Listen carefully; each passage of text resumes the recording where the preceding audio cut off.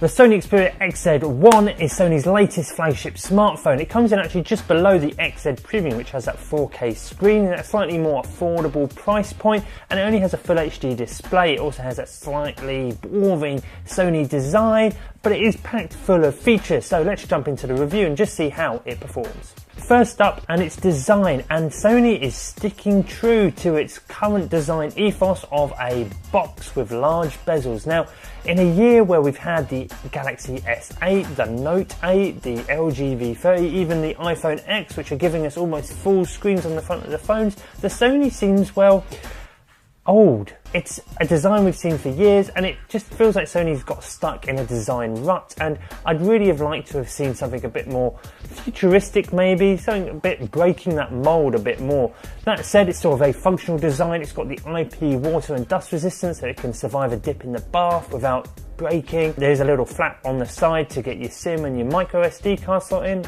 useful expandable storage for anyone there. On the flip side, on the right hand side of the phone, you've got a fingerprint scanner under the power lock key, unless you're in America, because for some reason Sony has removed the fingerprint scanner from the phone for just the US. Why? And then around the back you've got Sony's camera, and then on the front there is the display.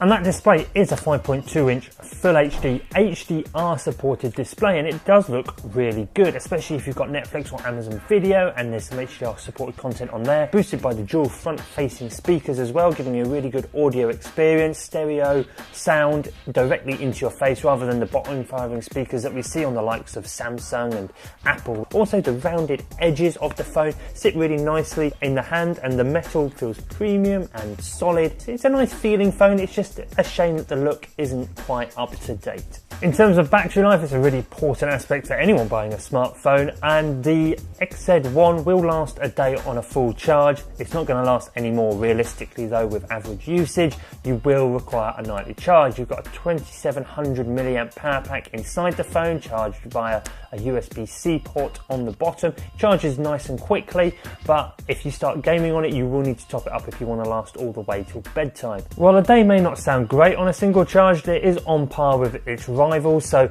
you shouldn't be too disheartened by the battery performance on the XZ1. Moving on to the camera, and it's one that Sony always likes to talk about because of its photography chops in other areas of its business. So you get a 19 megapixel Exmor RS lens on the back of the phone, and in general it's a very good, capable camera, especially in good light outdoors. Auto mode works well. If those specs sound a bit similar, it's because they're exactly the same as on the XZ Premium from earlier this year. So while the hardware hasn't changed, Sony has added a couple of nice little features on the software side, which will be coming to the older phone as well via the software update in the coming months. The first one is predictive phase detection autofocus. Now, Sony has already applied this to its video mode, but now it's also applied to burst mode. XZ1 will now be able to track that moving object to ensure it's always in focus. You can take up to 100 snaps, so you can hold it down and get 10 seconds of burst mode action, and it does actually work quite well. Secondly, smile detection has also been added to Sony's predictive capture. Predictive capture has been around for a while. It takes 3 shots before you've even hit the shutter button to make sure you don't miss a moment. Where the camera falls down though is in low light.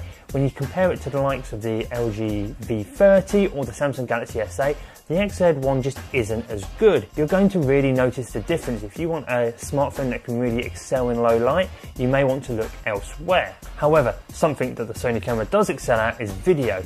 Not only does it shoot in 4K, giving you really pin-sharp images, but where Sony is really unique is in the slow motion setting. You can get up to 960 frames per second of super slow-mo footage. It's definitely worth trying out. We've got a video on our YouTube channel from the XZ Premium using the same super slow-mo motion, so make sure you check that out for some really cool shots. Under the hood, and the XZ1 has a Snapdragon 835 processor and 4GB of RAM, which means there's plenty of power for all your smartphone needs. Real Racing 3, for example, runs really well, load times are great, graphics are smooth, gameplay is really good. In terms of power, there's no issues, it's on par with the other flagships out there. It's not going to slow you down. There's also 64GB of storage inside, and if that's not enough for you, that micro SD card slot on the left of the phone can take cards up to 256GB inside, which gives you plenty of space to play with. And of course, this all runs on Android, and the very latest version of Android 8 Oreo. And the really good thing about the Xperia XZ1 is it's one of the first, if not the first phone in your country to arrive in a shop with Oreo. So it's easy to use, it works really nicely, and navigation is fluid. And finally, the last thing on the Xperia XZ1 is a new feature from Sony, and it's its new 3D Creator app. This lets you scan 3D objects around you, be it someone's head or your dinner. You can put it into animations and GIFs and various things like that, use it as avatars. There's been a very small hint that maybe there'll be something related to PlayStation in the coming years with this technology. And while it's not going to be something that makes you buy this phone over a rival perhaps, it is something that you can possibly say that you've been the first to a new technology and something that could form the future of phones in the coming years. So if you're looking for a strong, sturdy handset that's not going to let you down, has some amazing slow motion capture, has a fun little 3D Creator app which may be looking into the future a bit, then the Sony is a great option. But if you're looking for an all-round great Android flagship, then you might want to check out LG, Samsung, even the likes of OnePlus if you want to save some money. So there you have it. If you want more detail, check out my written review on techradar.com. But for now, thank you very much for watching, and we'll see you again soon.